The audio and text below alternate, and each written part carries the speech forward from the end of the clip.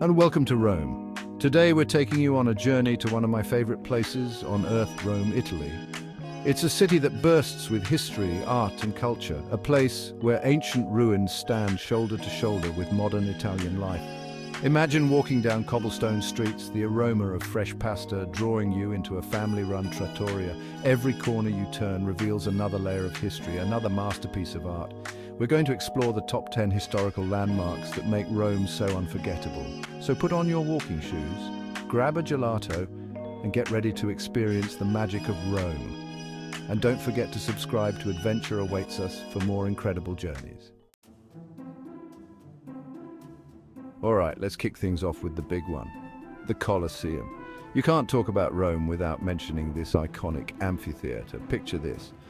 Almost 2,000 years ago, this colossal structure was the epicenter of entertainment. Imagine the roar of the crowd, some 50,000 strong, as gladiators clashed in the arena. What fascinates me most about the Colosseum is how it stood the test of time. Just imagine the stories those walls could tell. And here's a fun fact. They used to cover the entire Colosseum with a giant awning called a velarium. Just a stone's throw from the Colosseum, you'll find the Roman Forum. If the Colosseum was the heart of Roman entertainment, the Forum was the beating heart of their civilization. This was their bustling city center, their political hub, their marketplace, their everything. As you wander through the ruins, you'll stumble upon temples dedicated to Roman gods, the remains of government buildings, and even the rostra, the speaker's platform where Mark Antony delivered his famous eulogy for Caesar. It's amazing to think that these broken columns and crumbling arches were once part of such a vibrant and powerful empire. Now, a word of advice. Wear comfortable shoes. You'll be doing a fair bit of walking and the ground is uneven in places. Before we move on, here's a little something to ponder. If these ruins could talk, what stories would they tell? If you enjoyed this journey through history, please subscribe to Adventure Awaits Us All. Our next stop takes us to another masterpiece of Roman architecture, the Pantheon. Built nearly 2,000 years ago, its dome is still the largest unreinforced concrete dome in the world. Step inside, and you'll be bathed in a soft, ethereal light that streams through the oculus, the circular opening at the top of the dome. This perfect circle of light moves throughout the day, casting an ever-changing spectacle on the marble walls and floor. Originally built as a temple to all the Roman gods, the Pantheon is now a church, and its interior is just as impressive as its exterior.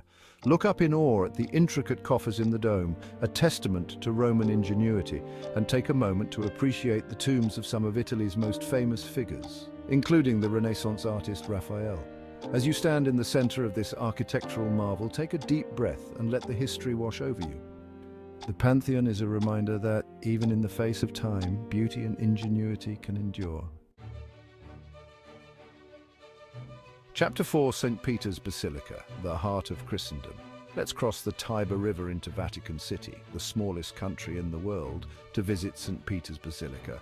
This isn't just another church, it's a symbol of the Catholic faith and a masterpiece of Renaissance art. As you approach, appreciate the grandeur. The colossal dome, designed by Michelangelo, reaches for the heavens. The facade, adorned with statues of Christ and the apostles, is breathtaking. Step inside and be awestruck. The interior is a symphony of marble, gold and artwork. Look for Michelangelo's Pieta and Bernini's Baldachin. Climb to the top for breathtaking views of Rome. The panoramic vista is worth the effort. See the entire city with the Tiber River winding through it. Dress modestly and be respectful. Be prepared for security checks. Chapter 5, Vatican Museums, a treasure trove of art and history. While you're in Vatican City, you can't miss the Vatican Museums. This isn't just one museum, it's a complex of museums, galleries and papal palaces, home to one of the world's most impressive art collections. Get ready to feast your eyes on masterpieces by Michelangelo, Raphael, Leonardo da Vinci, and a who's who of art history's biggest names. Of course, the highlight of any visit to the Vatican Museums is the Sistine Chapel. Michelangelo's breathtaking frescoes, including the iconic creation of Adam, are simply awe-inspiring. Now, a little tip for you. The Vatican Museums are huge, so it's best to wear comfortable shoes and pace yourself. Consider booking a guided tour to help you navigate the crowds and make the most of your time. Chapter 6. Trevi Fountain. Tossing a coin into La Dolce Vita. Let's step back into the heart of Rome and visit one of its most famous landmarks, the Trevi Fountain. Legend has it that if you toss a coin over your left shoulder into the fountain, you're guaranteed to return to Rome. Take a moment to admire the intricate details of the fountain, from the powerful figure of Oceanus to the symbolic representations of abundance and health. Now, a word to the wise. The Trevi Fountain is a popular spot, so be prepared for crowds, especially during peak season. The best time to visit is early in the morning or late at night when the crowds are thinner and the fountain is bathed in a magical light. Before we move on, here's a fun fact. Nearly 3,000 euros are tossed into the Trevi Fountain every day, and the money is collected each night and donated to charity. Chapter 7. Piazza Navona, where Baroque meets street life. Our next stop takes us to another of Rome's vibrant squares, Piazza Navona. Built on the site of an ancient Roman stadium, this piazza is a feast for the senses. With its impressive Baroque architecture, lively street performers, and charming cafes. Take a stroll around the piazza and admire the three magnificent fountains that adorn it. The most famous is Bernini's Fontana dei Quattro Fiumi, or Fountain of the Four Rivers, representing the Nile, the Ganges, the Danube, and the Rio de la Plata. Find a seat at one of the outdoor cafes and soak up the vibrant atmosphere. Now, a word of advice. Be aware of your surroundings. Like many tourist areas, Piazza Navona can attract pickpockets. Before we move on, here's a little something to ponder. Imagine what it would have been like to witness a chariot race in ancient Rome, right here in what is now Piazza Navona. If you enjoyed this journey through Rome, please subscribe to Adventure Awaits Us for more exciting explorations. And next we're heading to a landmark with a fascinating and varied past, Castel Sant'Angelo. This imposing cylindrical building has served as a mausoleum, a fortress, a prison, and even a papal residence over the centuries. Originally built by the Roman Emperor Hadrian as a mausoleum for himself and his family, Castel Sant'Angelo has witnessed centuries of Roman history. Explore the castle's ramparts for panoramic views of the city, wander through the frescoed rooms once inhabited by popes, and delve into the castle's darker past as you explore its dungeons. Now, a tip for my fellow history buffs: check out the National Museum of Castel Sant'Angelo.